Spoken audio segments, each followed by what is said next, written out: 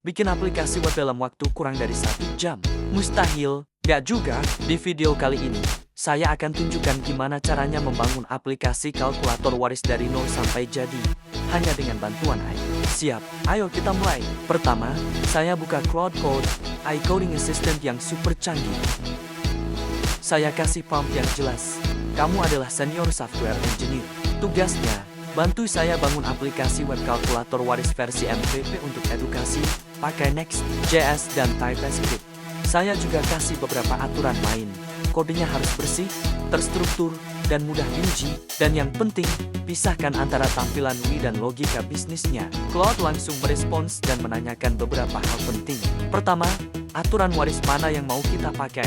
Saya jawab, kita pakai aturan faraid dalam Islam. Lalu, Claude tanya lagi, untuk MVP ini, ahli waris siapa saja yang mau dimasukkan? Biar lengkap, saya jawab, kita masukkan semua ahli waris yang ada. Terakhir, soal tampilan, saya pilih Tailwind CSS, sesuai rekomendasi Claude. Setelah semua informasi terkumpul, Claude langsung menyusun rencana kerja. Keren banget, dia membuat daftar tugas yang sangat detail. Ada 14 langkah, mulai dari satu proyek Next.js dengan TypeScript dan Tailwind, sampai implementasi semua logika bisnisnya. Logikanya dipecah-pecah jadi beberapa file, ada types, constants, utilities untuk perhitungan pecahan, logika pembagian waris atau shares, aturan penghalang waris atau hijab, aturan asyabah, sampai file kalkulator utamanya. Setelah logika beres, baru kita buat komponen-komponen UI-nya, seperti tombol, kartu, dan input angka. Ada juga komponen khusus untuk benar disclaimer, pemilih ahli waris, form input, dan kartu hasil perhitungan. Setelah itu, kita susun layout halaman utama, tulis unit test untuk memastikan semuanya berjalan benar. Dan terakhir, verifikasi aplikasi secara keseluruhan. Rencananya solid banget, semua terstruktur dari A sampai Z. Tanpa buang waktu, saya langsung eksekusi rencana dari Claude. Langkah pertama, satu proyek Next.js. Claude memberikan perintah yang tinggal saya copy-paste ke terminal. Semuanya otomatis. Saya cuma perlu menunggu beberapa menit sampai selesai. Proses instalasi dan konfigurasi Next.js, TypeScript, dan Tailwind CSS berjalan lancar. Dalam waktu singkat, fondasi aplikasi kita sudah siap. Ini penting banget, karena setup yang benar di awal akan mempermudah semua proses development selanjutnya. Lanjut ke langkah kedua, implementasi logika bisnis. Kita mulai dari file types, TS. Di sini, Claude membantu saya mendefinisikan semua tipe data yang akan kita gunakan di seluruh aplikasi. Misalnya, tipe untuk ahli waris, tipe untuk bagian warisan, dan sebagainya. Dengan TypeScript, kode kita jadi lebih aman dan terstruktur, karena setiap variabel punya tipe yang jelas. Ini sangat membantu mencegah bug di kemudian hari. Setelah tipe data, kita masuk ke langkah ketiga, membuat file constants, TS. File ini isinya semua nilai konstan yang tidak akan berubah. Contohnya, daftar lengkap semua kemungkinan ahli waris, seperti anak laki-laki, anak perempuan, ayah, ibu, dan seterusnya.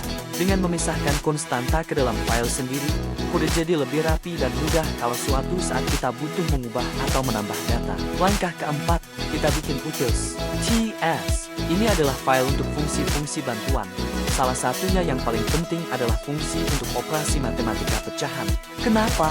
Karena dalam perhitungan waris faraid, semuanya berbasis pecahan, seperti setengah, seperempat, atau 2/3. Jadi, kita butuh fungsi khusus untuk menjumlahkan, mengurangkan, dan mengalihkan pecahan dengan benar. Claude memberikan kode yang efisien untuk menangani ini. Selanjutnya, langkah ke-6, kita buat file hijab, TS. Hijab di sini artinya penghalang. Dalam ilmu waris, keberadaan satu ahli waris bisa menghalangi atau mengurangi bagian ahli waris lain. Misalnya, adanya anak laki-laki akan menghalangi saudara kandung untuk dapat warisan. Logika yang cukup kompleks ini kita implementasikan dalam file hijab, TS. Claude membantu menyusun kondisinya dengan sangat rapi. Sekarang kita masuk ke inti perhitungannya. Langkah kelima adalah membuat file shares, TS. Di sini, kita mendefinisikan bagian atau jatah pasti untuk setiap ahli waris sesuai aturan faraid. Misalnya, istri dapat 1/8 jika ada anak, atau 1/4 jika tidak ada anak. Semua aturan pembagian dasar ini kita tuliskan dalam bentuk fungsi yang logis di dalam file ini. Setelah itu, langkah ke-7, kita urus asyabah, TS. Asyaba adalah ahli waris yang mendapat sisa harta setelah semua ahli waris dengan bagian pasti sudah mengambil jatah. Siapa yang jadi asyabah dan bagaimana pembagian sisanya punya aturan tersendiri. Semua logika untuk menentukan dan membagi sisa harta ini kita letakkan di file asyabah. TS. Dengan semua potongan logika tadi, sekarang kita gabungkan di langkah ke-8, membuat calculator. TS. Ini adalah otak dari aplikasi kita. File ini akan mengimpor semua fungsi dari shares. TS, hijab, TS, dan asyabah. TS untuk melakukan perhitungan waris secara keseluruhan.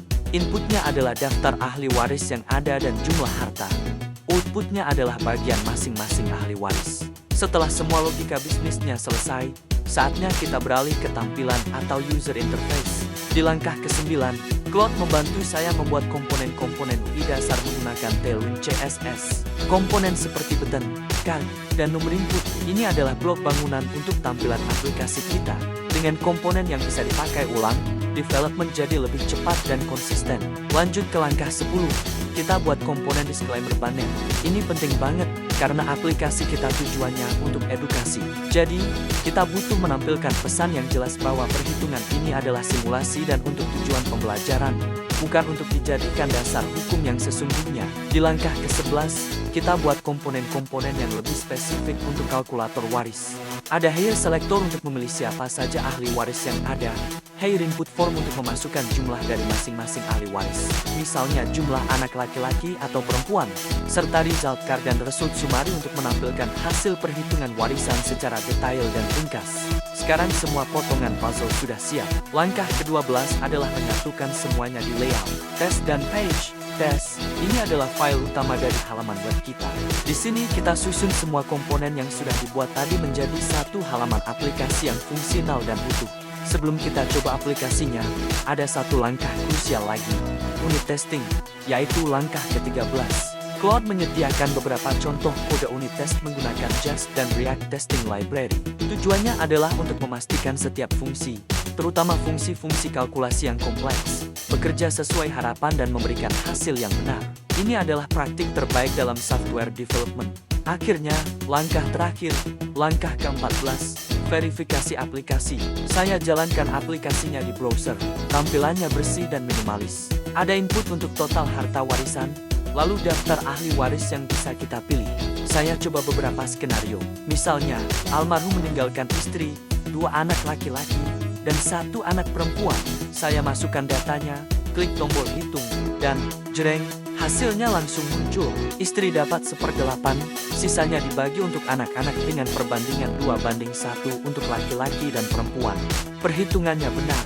Saya coba lagi skenario lain yang lebih kompleks, dan semuanya berjalan dengan sempurna. Kurang dari 1 jam, dengan bantuan AI, kita berhasil membangun sebuah aplikasi web fungsional dari nol. Ini membuktikan betapa kuatnya kolaborasi antara developer dan AI.